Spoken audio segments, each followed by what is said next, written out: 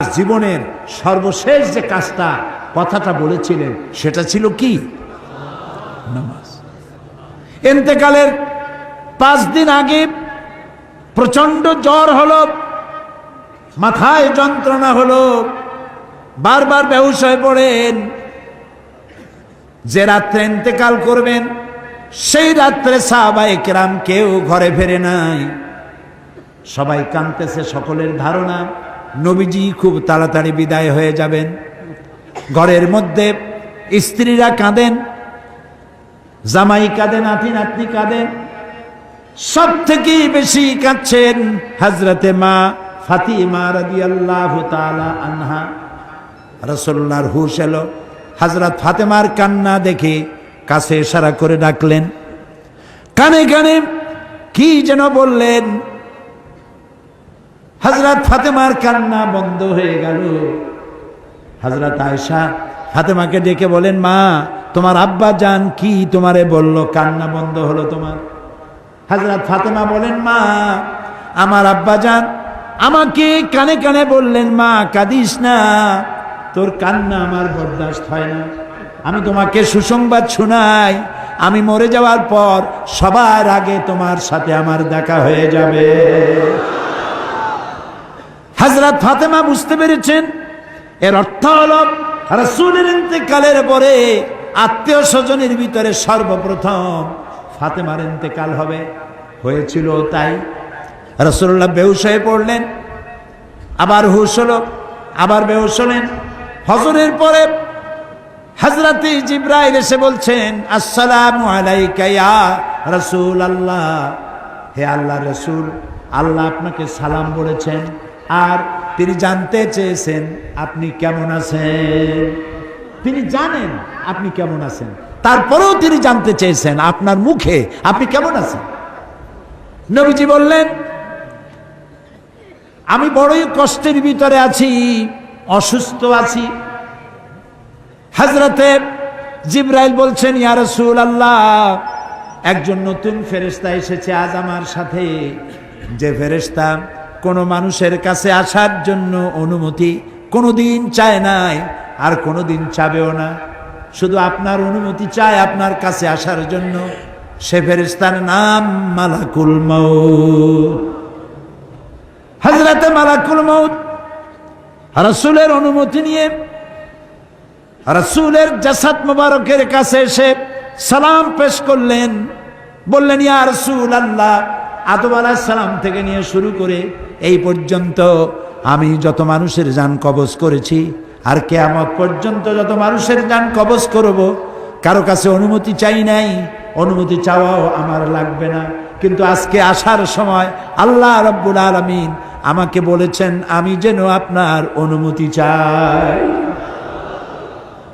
রাসূলুল্লাহ বললেন, মালাকুল মউত, আমি যদি তোমাকে অনুমতি না দেই? হযরতে মালাকুল মউত বলেন, ইয়া রাসূলুল্লাহ, আল্লাহ তাআলা বলেছেন অনুমতি যদি না পাও ফিরে এসো। আল্লাহু আকবার, আল্লাহু আকবার। হযরতে জিবরাইল বলেন, ইয়া রাসূলুল্লাহ, আল্লাহ রাব্বুল আলামিন আপনার সঙ্গে দিদারের ইন্তজার করতেছেন। নবী বললেন, মালাকুল মউত, তুমি তোমার কাজ শুরু করতে পারো। মালাকুল মউত যখন জান কবজ করতে যাবে, রাসূলুল্লাহ বললেন, আয়েশা একটু কাছে আসো। ওই যে সোনা ছিল কয়েক টুকরা, সোনাগুলোর খবর কি? 6 টুকরা, ছোট্ট ছোট্ট 6টা টুকরা সোনা ছিল, সোনাগুলো কই? হযরত আয়েশা বলেন, আমি তার যত্ন করে রেখেছি। নবীজি বলছেন, এক্ষুনি স্বর্ণ টুকরাগুলি সদকা করে দাও। আমি মুহাম্মদ সাল্লাল্লাহু আলাইহি সাল্লাম আল্লাহর দরবারে এই অবস্থায় উপনীত হতে চাই না যে মুহাম্মদের ঘরের ভিতরে সোনা আছে।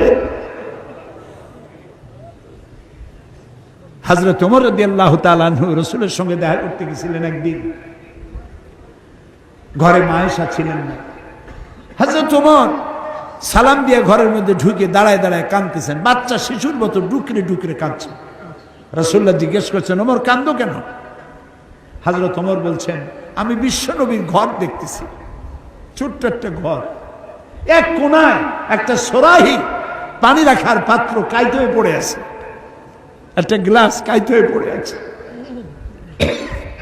আর এক কোনায় 1 কেজি কি আধা কেজি জব পড়ে আছে, আর রাসূল শুয়ে আছেন দড়ি দিয়া বুনানো একটা খাটিয়ার উপরে, চাদর নাই, বালিশ নাই, হাত মোবারক মাথার তলে দিয়ে শুয়ে আছে, পিঠ মোবারকে দড়ির দাগ কেটে আছে। হযরত ওমর বলছেন, ইয়া রাসূলুল্লাহ, আমি তো বরদাস্ত করতে পারছি না, বিশ্বনবী তার পিঠে দড়ির দাগ, পানির পাত্র কাইট হয়ে পড়ে আছে, খাট নাই, বালিশ নাই, আপনি আমাকে অনুমতি দেন, আমি আপনার জন্য একটা তোষক বানাই নিয়ে আসি। রাসূলুল্লাহ বললেন, ওমর, আমি তো দুনিয়ায় শান্তি করতে আসি নাই, আমি যদি ওহদ পাহাড়কে বলি, ওহদ আমার জন্য সোনায় পরিণত হয়ে যা, ওহদ পাহাড়টাই সোনা হয়ে যাবে, শান্তি করতে আসি নাই। নবীজি বললেন, আয়েশারে সোনাগুলি বিতরণ করে দাও, সাদকা করে দাও। মালাকুল মউতকে বললেন, তুমি তোমার কাম সারো। জান কবর শুরু হয়ে গেল। নবীজি জীবনের শেষ কথা মুখ থেকে উচ্চারিত হলো, আসসালাত আসসালাত ওয়া মা মালাকাত আইমানুকুম, ও আমার উম্মতেরা, নামাজ নামাজ। ইন্তেকালের সময় মেয়ের কথা বললেন না, নাতির কথা বললেন না, জামাইয়ের কথা বললেন না, উম্মতকে স্মরণ করালেন, ও আমার উম্মতেরা, নামাজ ছেড়ে দিও না, আর তোমার অধীনস্থ ব্যক্তিদেরকে জ্বালা যন্ত্রণা দিও না, চাকর বাকরের জ্বালা যন্ত্রণা দিও না, গরিব মানুষের দিকে লক্ষ্য রেখো। আর আমি চিরজনমের মতো তোমাদের থেকে বিদায় নিয়ে গেলাম, নামাজ ছেড়ে দিও না।